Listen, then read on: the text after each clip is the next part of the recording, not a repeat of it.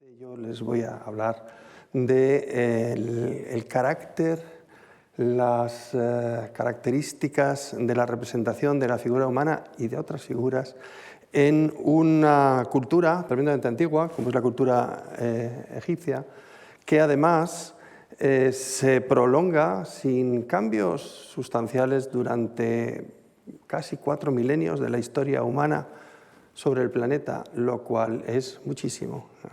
Estadísticamente es, de momento, una de las culturas homogéneas que más duración ha obtenido o ha tenido. Y eso es una muestra de éxito, es una muestra de adaptación de sus modos culturales a sus verdaderas necesidades. Egipto y Grecia están razonablemente cerca. Las dos culturas, las dos sociedades son ribereñas del Mediterráneo, una por el norte y otra por el sur. Esta imagen probablemente les manifiesta de un modo gráfico, vamos a ser muy visuales esta noche aquí, la similitud esencial entre las representaciones griegas del mundo arcaico, y el ejemplo es una de las dos esculturas del grupo llamado Cleobis y Bitón, datado en torno al 580 a.C., y la escultura clásica egipcia, un ejemplo del Reino Antiguo. Pero más allá de la similitud, lo que es importante es ver la cronología. La primera, la de Egipto, data del 2200 a.C., mientras que la otra es del primer milenio, es del 580. La idea de que la escultura, los modos de representación de la escultura griega arcaica se fijan en modelos egipcios que para cuando esto ocurre son modelos milenarios, es una idea fértil, es una idea que tiene mucho recorrido y que puede observarse de modo visual. Pero también ocurre otra cosa. Entre la escultura que hemos visto antes y la que tienen en la derecha de la pantalla, la copia romana del Doríforo de Policleto, considerado como uno de los cánones de la belleza masculina, de las proporciones del cuerpo humano en la belleza masculina, si se dan cuenta hay apenas algo más de un siglo de evolución. La evolución es rapidísima, no tienen más que darse cuenta de cómo está representado el cuerpo humano en el ejemplo arcaico griego y cómo está representado el cuerpo humano masculino en el segundo ejemplo. Sin embargo, en el mundo egipcio, como ha dicho mi compañera, la profesora Carmen Sánchez, la aparente inmutabilidad es la norma. Parece que las formas no cambian. De hecho, es un clásico dentro de las historias del arte el hablar de la inmutabilidad, a veces falta de creatividad, a veces estrechez de miras del artista egipcio en comparación del artista griego, por ejemplo, liberal, aventurero, que busca nuevas formas de expresión. Aquí tienen 3 ejemplos, no hace falta que les cuente. Son el que hemos visto antes, del 2200, una estatua real del 1450 y otra estatua real de en torno al 200 a.C. Hay 2000 años de diferencia entre estas 3 imágenes. Si las comparamos en una tabla de tiempo y comparamos lo que hemos visto que ha ocurrido en Grecia en torno a un siglo y lo que ha ocurrido en Egipto, nos damos cuenta de la enormidad, de la longitud, de la amplitud del experimento o de la expresión egipcia de la figura humana, de esa inmutabilidad. Esta sensación no solo ocurre en el caso de la escultura, esta sensación es aplicable a cualquier otra expresión plástica, expresión gráfica, la pintura, el relieve, cualquier otro tipo de manifestación gráfica o plástica que podamos estudiar o observar en el mundo egipcio. Es una característica sistémica, es un elemento central a la producción, vamos a llamarle artística, del Antiguo Egipto. Pero vamos a ampliar la mirada. Vamos a ampliar la mirada cronológicamente. Nuestra línea de tiempo la vamos a ampliar por delante de lo que hemos hablado y por detrás. Aquí tienen dos ejemplos de representación plástica de figuras humanas de la prehistoria egipcia. Como ven, no tiene nada que ver con lo que nosotros esperamos de la cultura egipcia. No se acomoda a ese modelo que hemos visto antes y que sin duda todos tenemos en la cabeza. Todos pensamos, ¿verdad?, cuando vemos a los egipcios, que por qué andaban de lado. Luego hablamos de esto. Por el otro extremo de la cronología volvemos a ver lo mismo. Vemos cómo gradualmente, esta es una imagen, luego hablaré de ella, ya se va acomodando a otro canon completamente diferente y luego se pierde completamente. Esto, a partir de una determinada época, esta sensación que hemos visto de estabilidad se ha perdido. Primero no se ha generado, esto es anterior, y luego se pierde. Luego hay algo entre medias que es importante. Hay algo que ocurre y que probablemente es la causa de que se haya generado esta aparente falta de cambio en la evolución. Yo les voy a intentar demostrar esta noche, o les voy a intentar mostrar cómo lo que ha ocurrido, lo que ocurre es la escritura, el uso de la escritura. De hecho, estas imágenes preceden a la invención de la escritura egipcia, y estas otras dos son posteriores al abandono de su uso. Con lo cual lo que tenemos es una experiencia de inmutabilidad, de falta de cambio, que coincide perfectamente con el tiempo de vigencia de un determinado tipo de escritura egipcia. Vamos a hablar un poco de escritura egipcia. Ya sé que no es el objetivo de la noche, pero creo que es importante para ver mejor lo que quiero contarles. Ya los antiguos se preguntaban, pero ¿cuántos tipos de escritura hubo en Egipto? Porque Egipto, que es un país fundamentalmente único, una línea dinástica, un río, un estado, sin embargo, escrituras tuvo varias. Los antiguos debatían si dos, como decía Heródoto o Diodoro Sículo, o tres, como decían otros autores. El caso es que hubo cuatro, el caso es que hubo más. Estos son los cuatro tipos de escritura que se desarrollaron en Egipto. La primera, la escritura prístina, la que nace del propio desarrollo de la cultura egipcia, nace de la nada, vamos a decirlo así, no es copiada, no se impone, es la escritura llamada jeroglífica, que la conocemos todos, la de los patitos, ¿verdad?, la de las serpientitas, ese tipo de cosas. La escritura en la que están escritas las maldiciones que aparecen en las películas de la momia, siempre jeroglífico. Y es una escritura de una tremenda longevidad. Como vemos, aparece antes del 3000 antes de Cristo y termina en torno al 400 después de Cristo. Siempre está presente en la cultura egipcia, siempre hay textos jeroglíficos mientras están en vigencia. Las otras escrituras son derivadas de la primera. La escritura jeroglífica es bien conocida. Tiene una característica que es su iconicidad. Aunque no sepamos leerla, reconocemos sus signos. Vemos pájaros, vemos personas, vemos animales, vemos objetos. Algunos no los conocemos, pero en cuanto nos cuentan lo que es, las podemos entender. Las otras escrituras derivan de la misma. Son maneras de hacerla más rápida, más inteligible.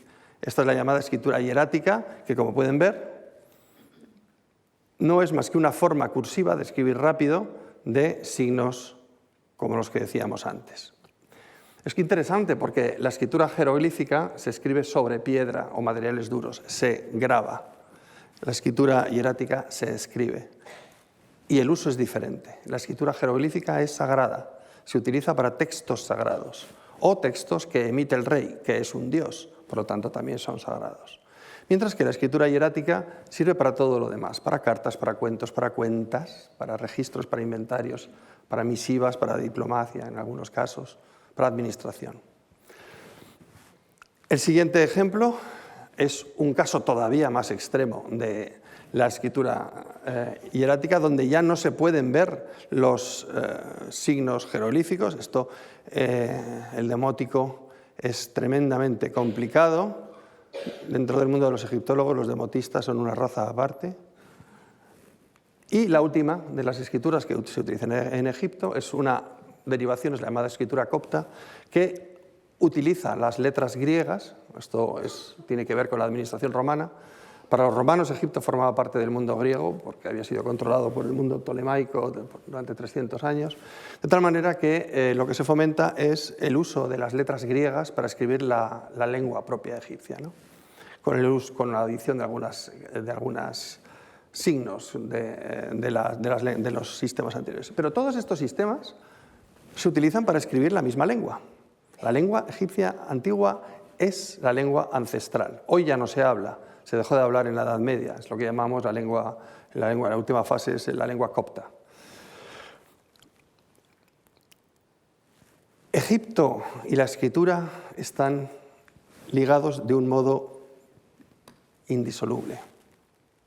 La escritura aparece muy pronto, aparece incluso prácticamente a la misma vez que en Mesopotamia, en torno al 3200. Aparece en un lugar que se llama Ábidos, en lo que llamamos el Alto Egipto, un lugar extremadamente interesante. Abyu se dice en egipcio, y los griegos convirtieron esa palabra en Ábidos porque les sonaba a una ciudad que ellos tienen en Grecia que se llama Ábidos. Entonces, les sonó parecido.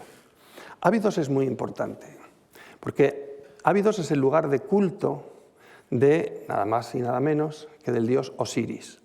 Osiris, que es el padre del rey, el padre muerto, como rey muerto, y que está más allá de la vida presente, es el rey que rige sobre los difuntos. A Ábidos se va en peregrinación todos los años, en lo que sabemos del mundo clásico egipcio, para celebrar la muerte violenta y resurrección de Osiris. En Ábidos se encuentran, en esta zona que están viendo, justo frente a ese cortado en las montañas que va hacia el occidente, el lugar donde se encuentran los difuntos, justo frente a ese cortado se encuentran las tumbas de los primeros y más antiguos reyes de Egipto, las mastabas de las dinastías 1 y 2, e incluso mastabas anteriores.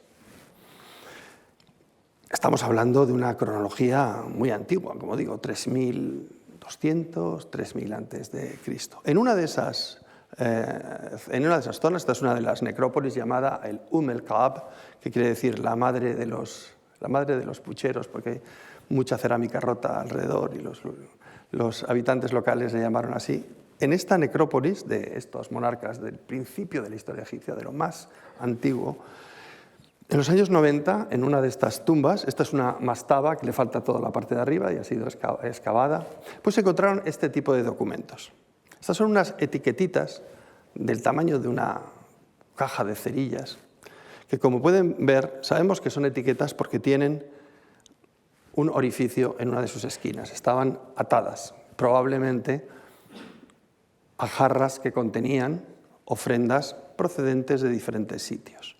Lo que es importante, lo que fue revolucionario, esto es un descubrimiento, como digo, que fue de los años 90 del siglo XX, en términos egiptológicos es un descubrimiento reciente, todavía falta por publicar algunas de ellas.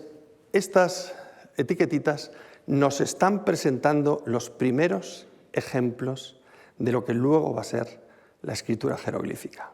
La mayor parte de estos dibujos que ustedes están viendo van a acabar convirtiéndose en jeroglíficos. Y por lo tanto, lo que nosotros pensamos, lo que piensan los investigadores que se dedican a estudiar estos documentos, es que ya se está utilizando como escritura, porque estas etiquetas probablemente están proporcionando topónimos, lugares de procedencia de lo que la jarra a la que estaba atada mostraba. Eran ofrendas que venían de sitios muy lejanos. En el mundo egipcio, cuando una persona moría, una de las muestras de su poder es de cuán lejos vendrían las ofrendas en forma de comida que acaban en su tumba. Eso es una muestra de poderío. Y claro, un rey, aunque fuera un rey del 3250, que es más o menos la fecha en que se datan estos objetos, piensen 1000 años, un milenio antes de las grandes pirámides, pues en esta fecha incluso un rey tan primario, tan primitivo dentro de la cultura egipcia, mostraba su poder por medio de este tipo de manifestaciones. Desde el 3200, 250, hasta esta inscripción, que se cifra prácticamente en el 400 después de Cristo, es una inscripción que está en el templo de Isis en Filé, en Asuán, el grafito de Esmetahom. Esta es la vigencia de la escritura egipcia jeroglífica. Es prácticamente, como pueden ver, 3700 años. Que yo sepa, ninguna otra escritura ha durado tanto en nuestra historia. Es posible que alguna escritura la supere, que todavía está en uso, como la escritura china, por ejemplo. La escritura egipcia cesó de utilizarse. Pero 3700 años, casi 4 milenios, no está nada mal. Aunque solo sea por su duración, merece nuestro respeto y el hecho de pensar que fue suficientemente útil y adaptada a las necesidades de su sociedad como para sobrevivir en su uso durante todo este tiempo. Este es el espacio de tiempo entre la invención y la muerte. Por lo tanto, lo que tenemos es que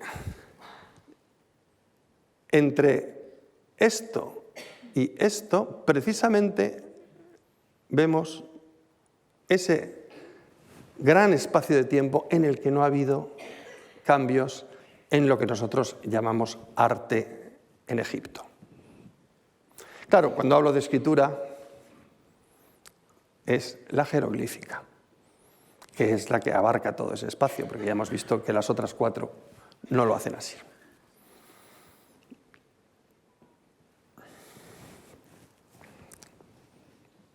Todos conocemos la historia de la creación del mundo según el libro del Génesis. Y todos conocemos la historia de cómo Yahvé crea las cosas por el verbo, dándoles nombre. La idea de la creación por medio de la palabra. Es algo que hemos heredado del mundo bíblico, evidentemente, y es un elemento que entra en nuestra conciencia cultural. Esto es lo que se llama una cosmogonía, una narración sobre el origen del mundo. Las culturas, las religiones, desarrollan cosmogonías como elemento de cohesión muy básica. Nosotros somos los que creemos que el mundo lo hace la divinidad en 7 días nombrando cosas. Luego hay otros que creen que el mundo es una tortuga que está encima de un... Es decir, el elemento cosmogónico, la narración de la cosmogonía, es un elemento cohesionador de un grupo. Los egipcios, que eran muy raros, convendrán conmigo, tenían más de una cosmogonía. Tenían varias narraciones cosmogónicas y me encantaría que pudiéramos entrar en esa discusión, pero no tenemos tiempo ni es el objeto de la charla de esta noche. Pero hay una de ellas, la llamada cosmogonía menfita, que, como su nombre indica, se desarrolla en Menfis. Menfis es el nombre antiguo de lo que básicamente hoy es el Cairo. El Cairo es una ciudad con varios milenios de actividad, es la heredera de la antigua Menfis. Pues la llamada cosmogonía menfita nos va a hablar de un proceso, no solo de creación, sino también un proceso cognitivo, un proceso de conocimiento del mundo, que seguro que les suena mucho en otro contexto. En la narración cosmogónica menfita, el protagonista es una divinidad que se llama Ptah. Ptah, dentro de la antigüedad de Egipto, es antiquísimo. Es probablemente una divinidad preexistente a lo que llamamos la historia egipcia. Es probablemente una divinidad prehistórica que entra en la historia y se le adapta una serie de papeles. Ptah es representado, como ven aquí, con una figura muy enigmática, siempre cubierto con una especie de túnica muy ajustada, con un capelo, una especie de casco muy ajustado y aferrando un cetro normalmente o un grupo de cetros en la misma posición. Este es Ptah. Ptah es una divinidad asociada a Menfis, probablemente incluso antes de que Menfis se convirtiera en la capital de Egipto. El gran templo de Menfis, del que luego hablaré, estaba dedicado a Ptah. Y en ese gran templo de Menfis, hoy completamente destruido, no completamente, pero se puede ver muy poco, en ese templo estaba expuesta este documento. Esto es un monumento que hoy se encuentra en el Museo Británico. Es una inscripción maravillosa, es una de mis favoritas. No tenía que haber llegado a nosotros. Es una copia, es una fotocopia en piedra de un documento de los que normalmente no se hacen en piedra. Y se hace así porque un rey encuentra, o le cuentan, que el documento está siendo comido por los gusanos. Y este rey, que quiere mostrar su magnanimidad, dice pues que hagan una copia en piedra, que no se la puedan comer los gusanos. Y utilizan una de las piedras más duras que hay en Egipto. Es una piedra similar al basalto. Tan dura es que cuando el templo se destruye, alguien, probablemente en la Edad Media, utiliza la piedra como piedra de molino, como pueden ver. Con lo cual, desgraciadamente, hay una parte muy importante del texto que no podemos leer. Pero el texto estuvo en el templo. Yo más de una vez he dicho que este es un texto tan importante que ha alimentado el espíritu y el cuerpo de los antiguos egipcios, porque todas las letras que faltan se han ido en la harina del pan y se lo han comido los propios egipcios. La estructura del texto es apasionante. Tiene un preámbulo, que es la zona de la izquierda, esto que tenemos aquí, que nos presenta lo que parece un auto sacramental, es un texto teatral, casi es como un guión de teatro, de un drama sacro, donde hay varios personajes que están hablando. Y el hilo del texto es narrativo. Así comienza y, como pueden ver, así termina. Esto comienza por aquí y termina por allá, la parte roja. Pero inserto casi con calzador está la parte verde. Y la parte verde no tiene nada que ver, no es teatral, no es narrativo. Es como una explicación. Es como alguien que inserta en un texto una explicación a lo que dice la otra parte. Es extremadamente interesante y sería muy interesante que pudiéramos verlo. Pero les voy a hacer un resumen. Lo que dice este texto analítico y explicativo es básicamente que el proceso por el cual este Dios que hemos hablado, Ptah, aquí tenemos la parte donde este texto se desarrolla, y aquí tenemos varias representaciones del nombre de la divinidad, Ptah, y su representación en el texto. Pero la idea es esta. Lo que nos viene a decir es que Ptah es la personificación de un proceso cognitivo que, cuando lo vemos completamente exento de mitología, parece un proceso natural. Es un análisis casi filosófico. Lo que nos viene a decir, y que nos dice además, es que los sentidos, que para los egipcios son tres, la vista, el oído y la respiración, que es el olfato, los sentidos informan, le dan información en crudo al corazón. El corazón para los egipcios es la mente. Es algo que se mueve. Cuando se para el corazón, se muere todo, es decir, es el órgano fundamental. todos los aspectos intelectuales están en el corazón. Para los egipcios el cerebro era una cosa muy asquerosa, que no servía para nada y que lo único que causaba la putrefacción del cuerpo, por lo tanto había que sacarlo cuanto antes de la cabeza. Pero el corazón no. El corazón se mueve, mueve la sangre, está en el centro, eso es muy importante, y por lo tanto ellos piensan que es el corazón el que rige todo. Entonces, los sentidos informan al corazón con información en crudo. El corazón la procesa como si fuera un ordenador y devuelve procesada esa información una vez entendida, y la devuelve de manera sensorial. Los egipcios tienen mucha reputación, mucha fama de ser muy teóricos. Todos hemos visto las películas de los salmos, los conjuros, es verdad, pero es una cultura absolutamente apegada a lo material. Lo que es materialmente cognoscible, perceptible, lo que uno puede ver, tocar, oler, como vemos ahí, eso es lo que existe. Muchísimo de su religión está basada en esta idea. Es lo material lo que existe. Por lo tanto, toda esa sensación, información, la convierte el corazón en sonido que se puede entender a través de la lengua, y ese sonido es una palabra que ellos denominan Medunecher, palabras divinas, y que es lo que nosotros llamamos jeroglíficos. El acto de creación, la creación de lo material, se produce por la creación del nombre.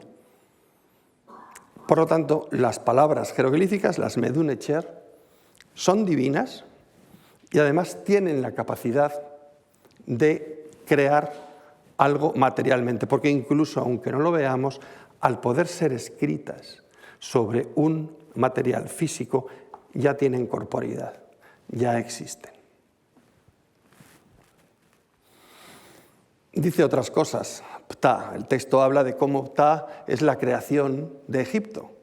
Y dice que hace muchas cosas. Él pone el fin de la querella entre Horus y Seth, funda la capital, funda las ciudades, las provincias, los templos, las estatuas, es decir, la religión, el establecimiento de las ofrendas de culto, la invención de la escritura. Es muy interesante, porque a un historiador moderno, cuando le dicen cuáles son las características de un Estado, de pasar de un Estado tribal a una sociedad estatal, diría algo así. La administración, la organización de la religión como religión organizada e insertada en el Estado, la división del territorio y, por supuesto, la escritura. La escritura es el elemento central de una sociedad estatal, la administración, los impuestos. Como ha dicho algún autor, los impuestos son el motor de la historia. La organización de los impuestos necesita de la escritura. Es decir, el texto antiguo nos hace un magnífico diagnóstico de cuál es el origen de Egipto como nación. Y por si fuera poco, lo que es muy interesante es que este texto está en un templo, el templo de Ptah, que recibe el nombre de Hut-Kapta, que en egipcio antiguo quiere decir la casa del alma de Ptah. Ese es el nombre del templo. Los griegos, este Hut-Kapta, lo convierten en Aegyptos y nosotros hoy le llamamos Egipto. Cada vez que hablamos de Egipto, hablamos del proceso de creación y de Ptah. El Ptah es el mismo de Egipto. A lo mejor les suena esta frase que también está en el texto. Y así se deduce que su fuerza es mayor que los dioses, de modo que Ptah descansó después de crear todo y de crear también cada palabra jeroglífica. ¿Les suena un creador que descansa después de crear todo y de darle nombre a todo? Esto es mucho más antiguo. Esta es la frase, Hetepetah, ¿no? Ptah descansó. Descansó porque estaba satisfecho. En egipcio, estar satisfecho es el verbo hetep y es el verbo descansar también. Ahí tenemos a Ptah descansando. Es decir, la creación del mundo se hace por la palabra. La palabra se articula en esas palabras divinas, que nosotros llamamos jeroglíficos porque los griegos decidieron llamarle jeroglíficos, que no es mal nombre. En ese acertaron, en el hierático y el demótico no, pero no vamos a hablar de ello ahora. Y vamos a la figura humana, que ya va siendo hora. Esta es una estela funeraria, un tipo de monumento que es muy, muy conocido. Todos los museos del mundo tienen estelas funerarias. Aquí en Madrid pueden ver varias, donde está representado un noble del reino antiguo. Estamos hablando de la sexta dinastía, del 2200. Ese señor se llama Mereri. Mereri era un hombre importante, tenía una serie de títulos bastante importantes. Era gobernador, era inspector de sacerdotes y era encargado del ganado del templo, del ganado de un determinado templo. Es decir, era un pez gordo. Y está aquí representado como un pez gordo. Pero está representado por medio de la escritura, esta que estamos viendo tan recurrentemente, la escritura jeroglífica. Desde principios del siglo XX, la escritura jeroglífica se descifra a principios del siglo XIX, pero a principios del siglo XX se clasifican todos los signos. Esta es una labor que llevó tiempo, sobre todo porque no había acuerdo entre los egiptólogos, como se pueden imaginar. Pero a principios del siglo XX se llega a un acuerdo y se clasifican. Y se dan cuenta, esta es una de las clasificaciones clásicas que todos hemos tenido que estudiar, se dan cuenta de que los signos jeroglíficos, los patitos, esos que les decía antes, y las serpientitas, están clasificadas en categorías, de acuerdo a lo que muestran. Hay una categoría que es el hombre y sus ocupaciones, con una serie de signos que son los mismos. De hecho, son bastantes más. Esta es una muy, muy restringida. La mujer y sus ocupaciones, las divinidades antropomórficas, las partes del cuerpo humano, mamíferos, partes de mamíferos, plantas, pájaros, el cielo, la tierra, todo. Y cada uno de estos signos, que es una categoría de signos, tiene un nombre, vamos a decirlo así, ¿no? Si es una planta, que son la serie de plantas, pues será el M47. Y con eso jugamos los egiptólogos cuando buscamos una palabra en el diccionario. Es decir, es un número grandísimo de signos. En época clásica jugamos con unos 600 signos, pero en épocas posteriores esto se incrementa. Y al final de la historia egipcia lo que tenemos ya son varios miles. Es decir, muchos signos. Nosotros nos manejamos con 24 signos para nuestra escritura. Los egipcios en época clásica están jugando con 600. Afortunadamente, para los estudiantes, al principio no hay que aprendérselos todos. Pero si ven los apartados o las categorías cubren todo el elenco de lo que es la experiencia humana. Ahí está todo. Los muebles, el cielo, la tierra, cosas para escribir, cosas de cestería, panes. Básicamente, todo lo que supone el mundo de un egipcio del momento de esta vigencia está representado en el mundo jeroglífico. Esto es una palabra egipcia. Es una palabra egipcia que es el nombre que se le da al difunto una vez que se le hayan hecho todos los rituales y que está preparado para enfrentarse, digamos, al juicio de Osiris. La palabra es Maajeru. Pero me va a servir para ilustrar algo que creo que les va a parecer interesante. Una parte de la palabra egipcia se lee. Es esta que tienen en verde. Eso se lee. Maajeru. Produce sonido. ¿Ven el sendero que nos hablaba la piedra de Shabaka? Algo que ustedes pueden oír porque yo lo he pronunciado. Maajeru. Literalmente verdadero de voz. Uno cuya voz habla la verdad. Y el otro signo, que es un señor que se lleva la mano a la boca. Ese es un signo que no se lee. Es un signo que solo da significado, solo da sentido. Nos dice, eso que has oído antes es algo que tiene que ver con acciones de la boca. Ese signo aparece con acciones de la boca. Para los egipcios la boca tiene dos funciones. Si entra, comer. Si sale, hablar. Entonces ese signo va a aparecer en palabras que tienen que ver con acciones de la boca, pero no se lee. Es decir, es un sistema mucho más completo que el nuestro. Por un lado lo leemos y por otro lado entendemos un poco de qué va más o menos la palabra. Vamos a tomar un ejemplo. Esto podríamos extendernos muchísimo el tiempo, pero vamos a tomar un ejemplo de la sección A. el hombre y sus ocupaciones. Vamos a tomar el ejemplo del signo A22, que tienen ahí. El A22 es un signo que tiene uso en palabras que denotan personas importantes, como nosotros le llamamos determinativos. Determinativo de persona muy importante y, de hecho, como pueden ver, es un personaje que lleva un báculo y un cetro. Y volvemos a Mereri. Y ahora que han visto el A22 y miran esta imagen, podemos hacer la misma división que habíamos hecho en la palabra.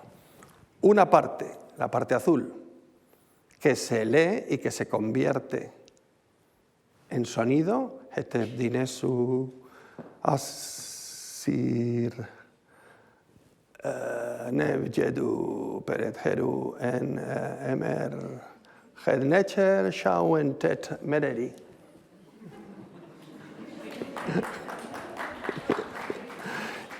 Y otra parte que nos dice qué es esto, señor importante, lleno de títulos, que es exactamente lo que hemos visto. Es decir, la aspiración de un señor como Mereri es convertirse en una palabra creada por la divinidad.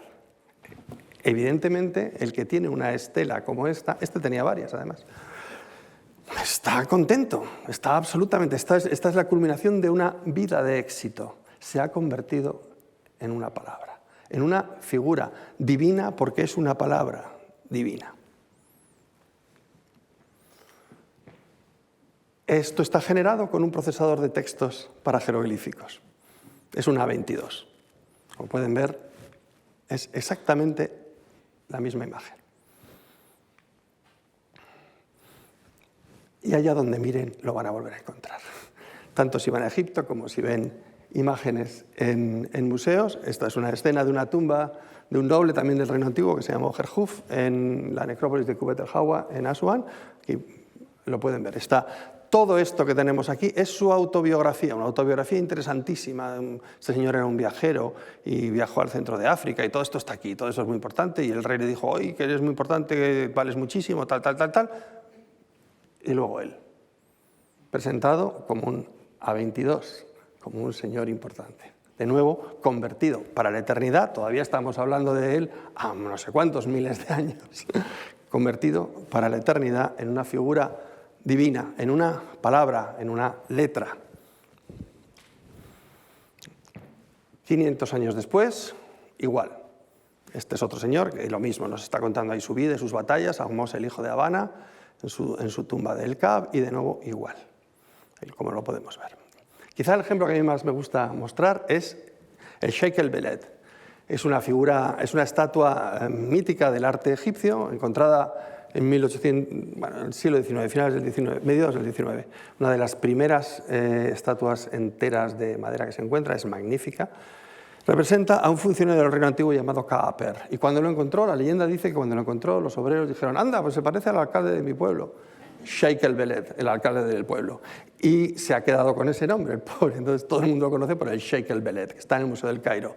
Como pueden ver, el Sheikh el-Beled, Kaaper, no es otra cosa que un A22 en 3 dimensiones.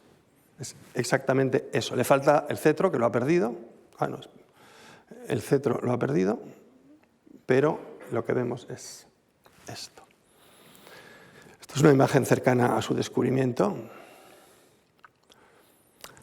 Otro ejemplo que no tenga que ver ya con A22.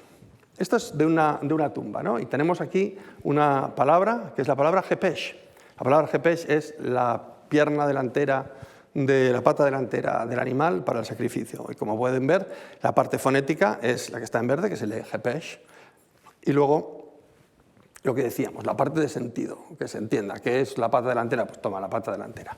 Pero vamos al texto, vamos a la representación en la pared, y vemos Jepesh arriba, el sonido, y ¿dónde está el determinativo? Integrado en la imagen, lo lleva un señor.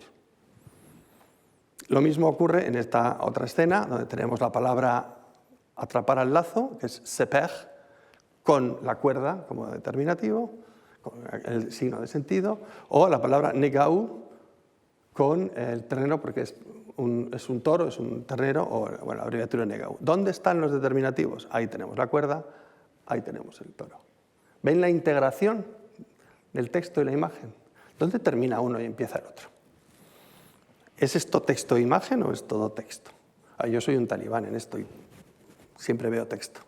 Es un caso de, podríamos decir, de caligrafía muy elaborado. Coronas. Akenaton y Nefertiti. La figura de Akenaton, fíjense bien, la podemos descomponer en estas dos imágenes. Y por supuesto también la de Nefertiti, también la de las princesas. Ahí tenemos exactamente los componentes de la figura de Akenaton. Tiberio, el emperador Tiberio con todos sus aditamentos egipcios. Pues exactamente igual. Es la figura del orante con los aditamentos. El texto jeroglífico se convierte, por lo tanto, en un espejo directo del mundo creado. Lo que tienen en la imagen de la izquierda es una fotografía de Egipto tomada en los años 90. Si le quitamos los bidones de plástico, le quitamos la búfala, que es también importada, y algunas otras más, podría ser una escena de la antigüedad. Campos de cultivo, personas trabajando, cabras, plantas. Esto podría ser el mundo que rodea a un egipcio en la antigüedad. La manera de representar los componentes del mundo es por medio de la representación de esos mismos componentes del mundo, como vemos en la imagen de la izquierda, que son jeroglíficos que proceden del sarcófago de un señor Petosiris, del que luego vamos a hablar. La mejor metáfora es la más cercana. El mundo se representa por medio del propio mundo. Si hubiera conocido esto Jorge Luis Borges, hubiera sido feliz, si es que tenía esa capacidad, que algunos la niegan. De hecho, lo que vemos comparando el mundo con el texto es que tiene aspectos muy similares. Hay un aspecto claramente visible de belleza y armonía visual, cuando uno ve los campos que se están trabajando con las horas, la gente va a trabajar, los animales, hay un ritmo, hay un orden, eso se percibe y es bello. Y lo mismo ocurre en el texto. Los textos egipcios otra cosa no serán, pero son muy bellos. Se utilizan para decorar, porque precisamente reflejan esa belleza. Pero luego tienen un elemento invisible, pero cuya consecuencia es perfectamente perceptible, que es el orden. Cuando uno ve una fotografía de la gente trabajando, lo que percibe es orden. Los campos están ordenados, la gente está trabajando a la hora que tiene que trabajar, hay una sociedad, hay un marco jurídico, hay un marco social, hay todo un entramado de orden, que en Egipto es una divinidad que se llama Maat. Y en el caso de un texto es exactamente lo mismo, pero la divinidad que le da orden y sentido es la gramática. La gramática hace que un texto, además de ser bonito, se entienda, se pueda percibir, se pueda comprender y por lo tanto se pueda transmitir. Es decir, el mundo es un conjunto, para los egipcios, de jeroglíficos, de palabras. Volvemos a nuestro tema principal, la evolución. No me puedo resistir a este texto, porque lo que ha habido siempre ha sido una comparación tremendamente injusta en algunos casos para los egipcios entre la evolución maravillosa y llena de matices del arte griego, que evidentemente sienta las bases de la cultura occidental en la que nosotros estamos insertos, y su radical diferenciación con el mundo egipcio. Generalmente, en esta comparación salen perdiendo los egipcios, porque les falta creatividad, porque no saben expresar la naturaleza, son todos iguales y todos van de lado. Pero bueno, ¿cómo van a ir de lado? Pero si la gente no va de lado. Ahora sabemos por qué no van de lado, porque son signos, son letras. No tienen por qué ir de lado, porque las letras se representan de una determinada manera, en dos dimensiones. Pero por otra parte, este señor con su contraposto probablemente se quedó con el éxito de los partis en su momento, como estábamos diciendo. El viaje de las figuras que habíamos dicho anterior de las figuras egipcias hacia el mundo griego es un viaje de dos direcciones. Esto es un toma y daca, porque cuando empieza a haber contacto entre las culturas griega y egipcia, el intercambio es fértil para los dos aspectos. Amasis II, como ven, es un rey egipcio ya de una época muy tardía, del 570 aproximadamente del primer milenio, ¿no? Antes de Cristo. Aproximadamente de la misma época que el grupo Cleobis y Bitón, cuando empezamos a ver esa influencia egipcia en la escultura griega. Amasis II es conocido y famoso porque permite el establecimiento de población griega en suelo egipcio, generalmente comerciantes. Fundan una ciudad, fundan más de una, pero la más famosa es Naucratis, en el delta, razonablemente cerca de lo que luego va a ser, 200 años después, va a ser Alejandría.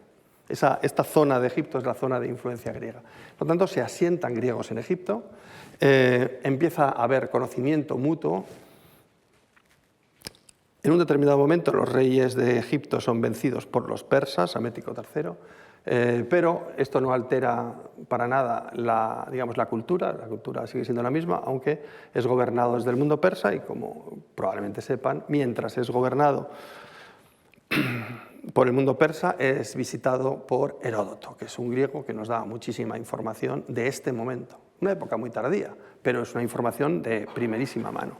Heródoto nos dice exactamente esto, que desde la época de Amasis, Amasis permite que se asienten poblaciones griegas y que eso quiere decir que hay un intercambio de conocimiento y que se sabe mucho más de Egipto, los griegos saben mucho más desde que Amasis lo ha permitido. Esta es la zona por la que se está moviendo. Vamos a ver un ejemplo, les voy a poner un ejemplo nada más. La tumba de un sacerdote muy importante cuyo nombre es Petosiris. Petosiris decide hacerse una tumba en un sitio que se llama Tuna el Gebel, cerca de lo que había sido, por cierto, la capital de Akenatón, Amarna, muchos años antes. Su tumba claramente intenta representar un templo de la época, un templo ptolemaico, y los que conozcan el templo de Debod reconocerán directamente la fachada, porque es exactamente ese modelo. Pero la decoración interna de Petosiris, cuando vemos a Petosiris representado frente a la divinidad, como tenemos aquí, sí, la configuración es la típica egipcia, pero las formas del cuerpo son mucho más blandas, mucho más redondeadas, mucho más amables. Este Petosiris, por cierto, les había dicho que lo volveríamos a ver, es el propietario del sarcófago, el ataúd, porque es de madera, que han visto antes como ejemplo de escritura. Su ataúd es perfectamente egipcio, absolutamente egipcio, es de los últimos, quizá el último gran ataúd que tenemos que se conserva en el Museo del Cairo. Pero en la tumba, cuando observamos a las figuras que pertenecen a clases inferiores, a los trabajadores, a aquellos que no están, digamos, cerca de los dioses, lo que vemos es un cambio radical en el modo de representar la figura humana y en el modo de representar su vestimenta. Es muchísimo más cercana al mundo clásico, al mundo griego. El mundo griego y lo que luego va a ser el mundo romano. Es decir, este cambio figura en las dos direcciones. Quizá el ejemplo,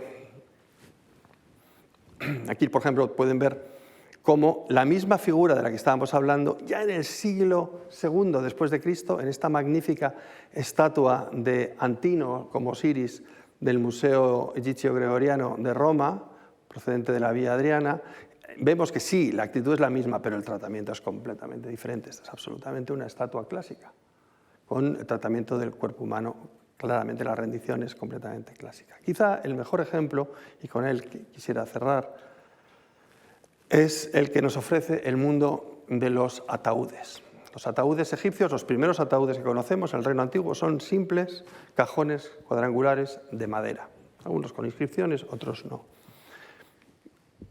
En la siguiente fase, en torno al 2000, esos cajones de madera se llenan de inscripciones y de representaciones. Aquí pueden ver los dos ojos. Teóricamente, los dos ojos pertenecen al difunto que está dentro, es como si estuviera asomándose por una ventanilla muy pequeñita. está mirando, y es un jeroglífico, este es un signo, los dos ojos, que es el signo Peter, contemplar. La imagen de la divinidad aquí, como ven, se acomoda a otro jeroglífico. Todos los signos que ven en negro sobre blanco son producidos con un procesador de textos. El siguiente paso se da a finales de ese periodo. A finales de ese periodo entra una moda que seguro que les suena, que es la moda del ataúd antropomorfo, que es el de las películas de Hollywood. Cuando pensamos en los ataúdes egipcios siempre los vemos así. Y que lo que ha ocurrido es que se le ha añadido el signo her, cara, y más cosas, pero fundamentalmente cara. Y como ven, se le ha añadido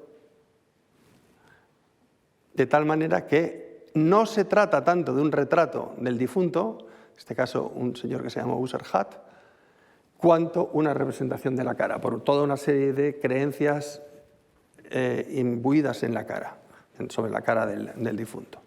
Claro, este tipo de sarcófago, este tipo de ataúd,